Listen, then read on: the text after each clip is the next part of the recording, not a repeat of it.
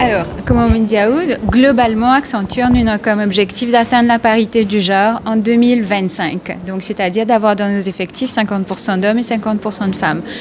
En plus de ça, nous aussi rajoutons un deuxième objectif qui est 30% au niveau exécutif d'Accenture, c'est-à-dire manager and above. Et nous également, avons comme objectif d'avoir 50% dans board of directors dans tout pays qui nous présente. C'est-à-dire, c'est pas mal de changement qui est arrivé du jour au lendemain. C'est quelque chose qui nous a commencé, nous finit il y a 8 ans. Et c'est une question d'accompagnement en fait de tous nos effectifs féminins à travers des programmes de formation, à travers du coaching, du mentorship, qui permet un petit peu de briser tous les plafonds de verre qui normalement on en parle quand il s'agit des femmes. Donc c'est un objectif déjà en fait. Disons que nos stratégies, ça se base sur 3 piliers. Premièrement, ce qu'on appelle bold leadership, c'est-à-dire set the goals.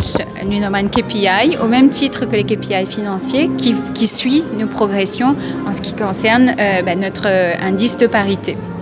En deuxième, la mise en place en fait d'un framework, les policies de l'entreprise qui permettent justement à ces femmes, ces hommes et ces femmes d'évoluer dans de bonnes conditions. Et là, me faire référence à des mécanismes de flexi-time, de work from home, de part-time. En fait, tout dispositif d'aménagement de temps de travail qui nous est capable de mettre en place pour que chacun se sente à sa place.